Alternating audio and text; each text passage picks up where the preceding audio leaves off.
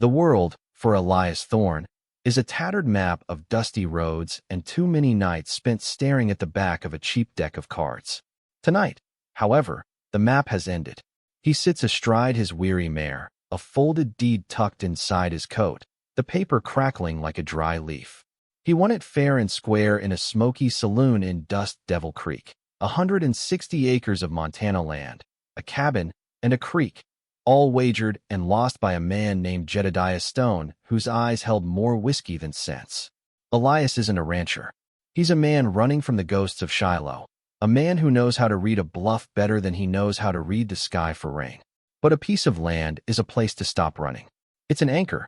As he crests the final rise, he sees it, a small, sturdy cabin nestled in a valley carved by the patient hands of a winding creek. It looks peaceful, forgotten. But one detail is wrong.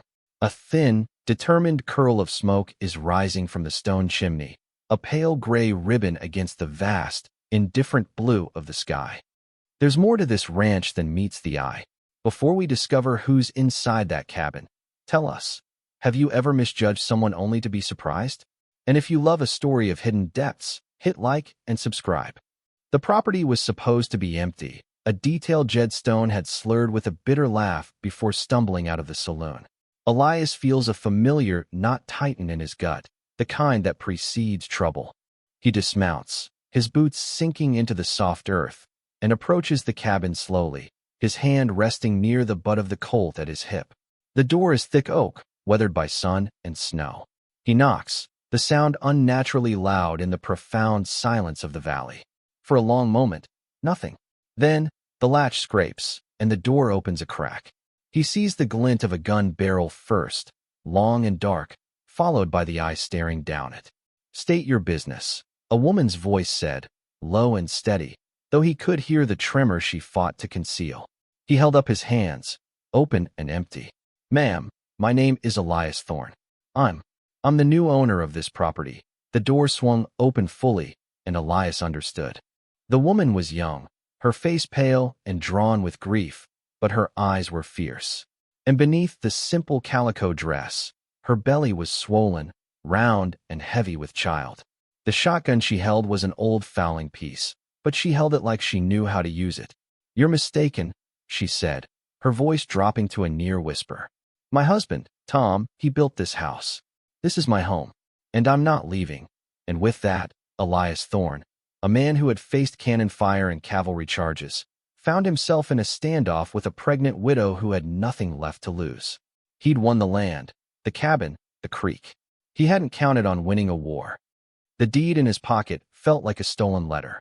Elias looked from the woman's defiant face to the muzzle of the shotgun and then to the unforgiving wilderness that stretched in every direction. To turn her out would be a death sentence. Winter was already sharpening its teeth on the wind, and a woman in her condition wouldn't last a week on her own. The ghosts of the men he'd failed to save on the battlefield stirred within him. He couldn't add another to their number. He lowered his hands slowly, his voice calm and even. "I'm not here to throw you out, ma'am." Her grip on the shotgun didn't loosen. "The name is Clara Mae Thompson, and my late husband didn't sell this land. He wouldn't." "No, ma'am, he didn't," Elias admitted, the truth tasting like ash. "He lost it to a man named Jed Stone, who then lost it to me." Clara's face paled further, a flicker of horrified understanding dawning in her eyes. Tom had a weakness for cards, a foolish hope that one lucky hand could solve their mounting debts. She had begged him to stop. Now, the consequence of his folly was standing on her doorstep. Still, she held her ground. "That's between you and Mr. Stone. This land was bought with my husband's sweat and blood. I have his child growing inside me. I have nowhere else to go." Elias looked past her into the cabin. It was small, sparse, but immaculately clean.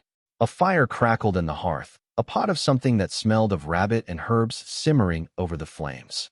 On a small, hand-carved table, a worn Bible lay open. This wasn't just a structure. It was a home, fiercely protected and dearly loved. Jed Stone, with his stained waistcoat and cruel smirk, had never mentioned a wife. He'd painted the place as a bachelor's hovel, an easy claim. The man was a liar and a coward. "I won't put you out," Elias said again, more firmly this time.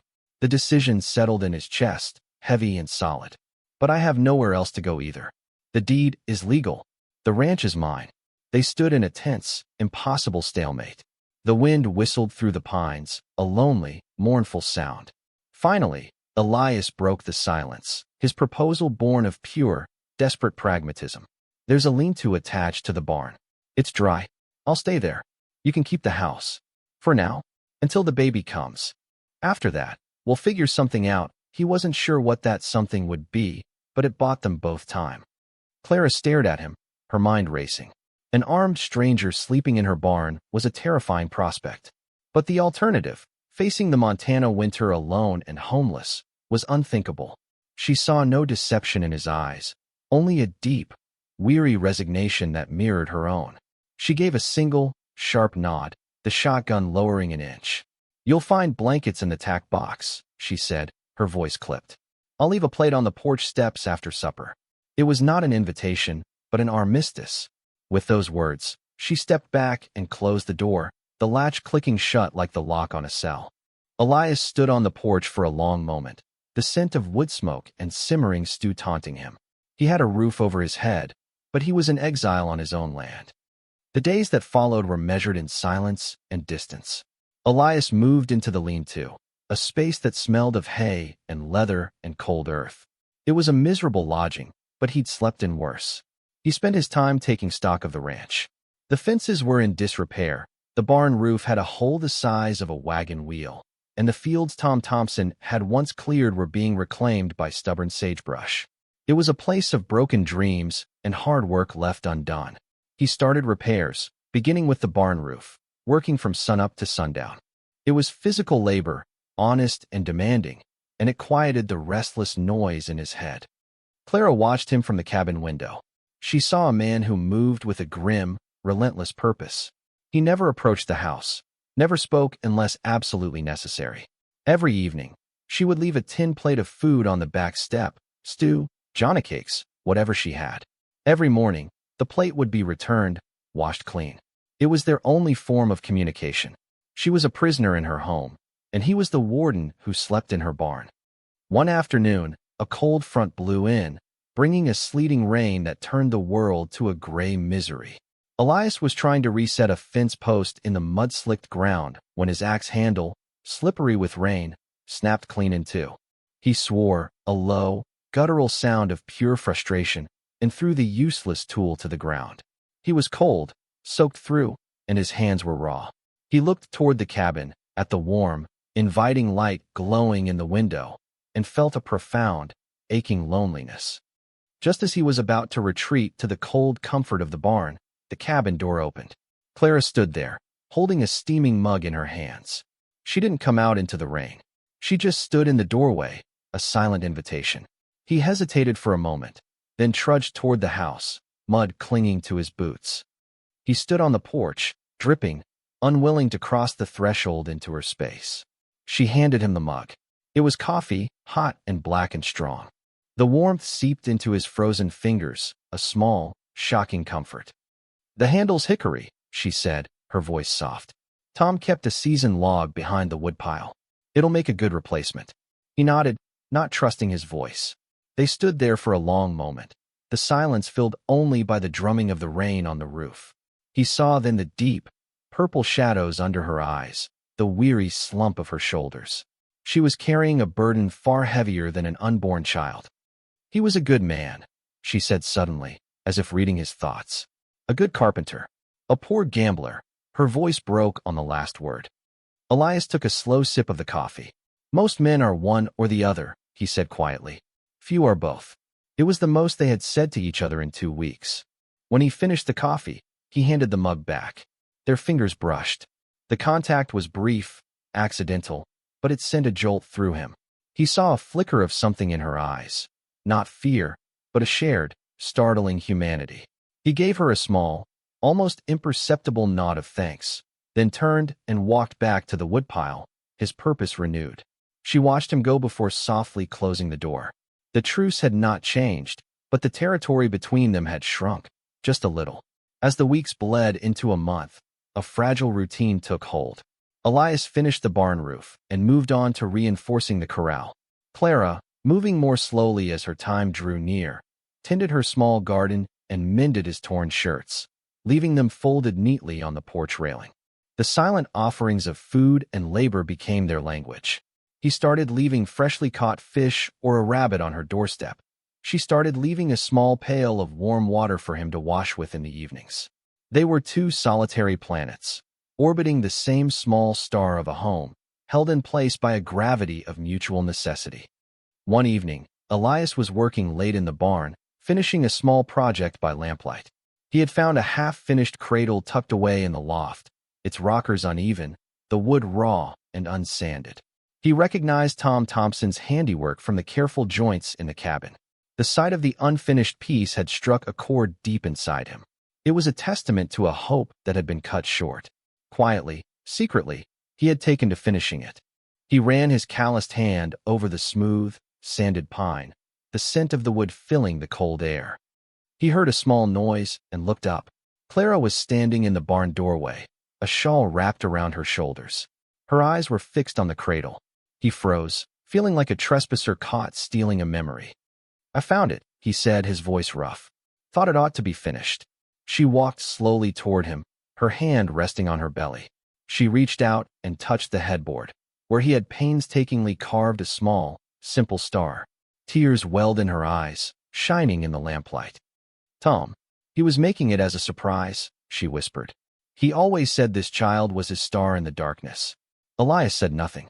He simply stood back, giving her space for her grief. She ran her hand over the cradle again and again, a silent communion with the husband she had lost. Finally, she looked at Elias, her gaze direct and searching. "Why are you doing this?" she asked, her voice thick with emotion. "Repairing the fences, finishing this. This isn't the work of a man just waiting for me to leave." He looked away, toward the shadows dancing in the corners of the barn. "A man's got to do something," he mumbled. "Can't just sit and watch things fall apart." It was the closest he could come to explaining the unfamiliar feeling that had taken root in him, a sense of responsibility, of protectiveness, that went far beyond the ink on a deed. He was no longer just claiming a property. He was helping to hold a life together. Their fragile peace was shattered 2 days later. A rider appeared on the horizon, moving with a swagger that Elias recognized instantly. Jedediah Stone. He rode right up to the corral, his horse kicking up dust. Jed's eyes, small and mean, took in the mended barn roof, the neatened woodpile, and finally settled on Elias. "Thorne," he sneered. "Playing farmer? I heard you were still out here. Thought you'd have sold this pile of rocks by now."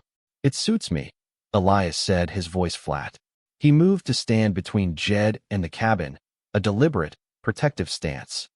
Jed's gaze slid to the house, and a cruel smile spread across his face as Clara appeared in the doorway, her pregnancy now impossible to hide.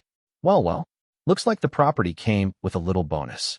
Should have charged you more, Thorne." Elias's hand moved instinctively to his hip. "That's enough, Stone. Right on." "Oh, I'm just visiting my old property," Jed said, his voice dripping with insinuation. He looked directly at Clara. "Seems you found a replacement for Tom mighty quick, Clara May. Or was this one already in the oven before Tom had the good sense to drink himself into a ditch?" The insult was a physical blow. Clara flinched, her face ashen. Before she could retreat, Elias took 2 steps forward, his eyes burning with a cold fire Jed had not expected. "You'll apologize to the lady," Elias said, his voice dangerously low. "And then you'll get off my land before I'm tempted to plant you in it." Jed Stone was a bully, not a fighter. He saw the truth of the threat in Elias's eyes, the look of a man who had seen real violence and was not afraid of it. He spat on the ground. "This ain't over, Thorne. This valley remembers who it belongs to." With a final, hateful glare at Clara, he yanked his horse's reins and galloped away, leaving a cloud of dust and venom hanging in the air. Elias didn't relax until he was a speck in the distance. He turned to look at Clara. She was trembling, one hand pressed against her stomach as if to shield her child from the ugliness of the world. Their eyes met over the space of the yard, and in that moment, the lines blurred. He wasn't the owner and she the tenant. They were partners in a siege, and the enemy had just shown his face. The first snow fell a week after Jed's visit, a light dusting that clung to the pines and outlined the world in white. It was a beautiful, ominous warning. Inside the cabin, the tension of Jed's threat lingered. That night, the unspoken rules of their arrangement finally broke. As Elias prepared to head back to the barn after his silent supper on the porch, Clara opened the door. "It's too cold," she said, not quite meeting his eye. "The fire is lit. You can sleep by the hearth." He hesitated. To step inside, to sleep under her roof, felt like crossing a line from which there was no return. But the wind was howling a bitter song, and the thought of the warm hearth was a powerful lure. "I'm fine in the barn," he said, his pride a thin shield against the cold. "Don't be a fool," she replied, her voice sharp with a strange, frustrated concern. "I won't have you freezing to death on my—" On the doorstep, she caught her slip of the tongue. It wasn't her doorstep anymore. "Just come inside, Elias." It was the first time she had used his given name.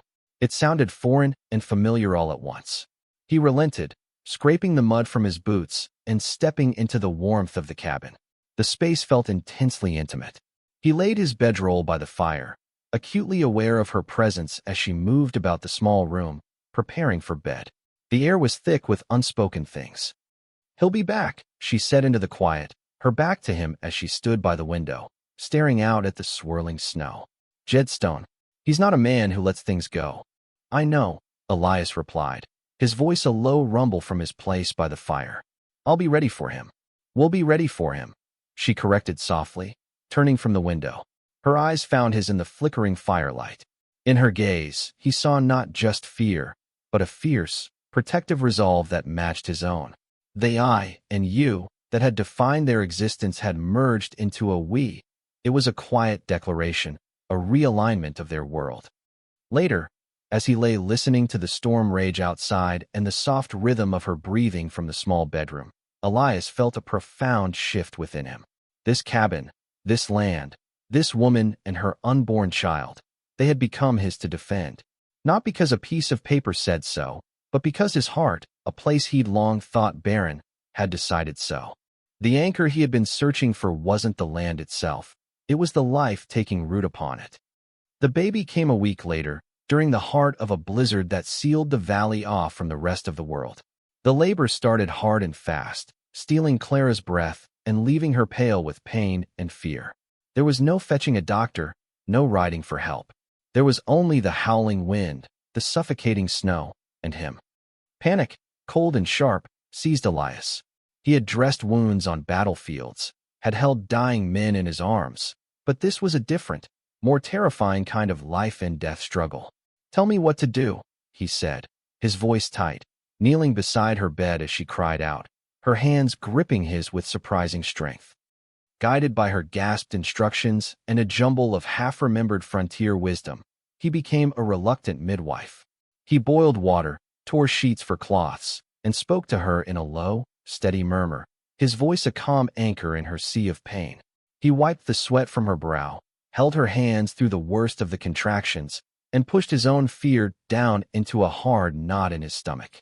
In that small, lamplit room, sealed by the storm, the last of their defenses crumbled. He was no longer the stranger who'd won her home. She was no longer the widow who stood in his way. They were just a man and a woman, fighting together for a new life. After hours that stretched into an eternity, a new sound joined the howling of the wind, the thin, powerful wail of a healthy baby boy. Elias, his hands shaking, cleaned the infant and wrapped him in a warm blanket, his movements clumsy but gentle. He placed the baby in Clara's arms, and a look of profound, exhausted wonder transformed her face. She looked from her son's tiny, wrinkled face up to Elias.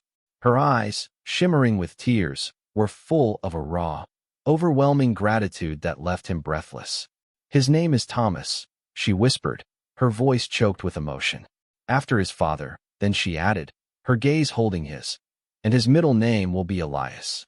The honor, unexpected and deeply intimate, struck him to the core. He could only nod, his throat tight. In the quiet aftermath of the storm, with the fire crackling and a new life breathing softly in the cradle he had finished, the cabin was no longer a disputed territory. It was, unequivocally, a home. And in its warmth, Elias felt the last of his own internal winter begin to thaw. The thaw outside came slowly, but the one inside the cabin was swift and sure. The presence of baby Thomas filled the small space with a new kind of life, knitting Elias and Clara together in the shared, unspoken rhythm of caring for him.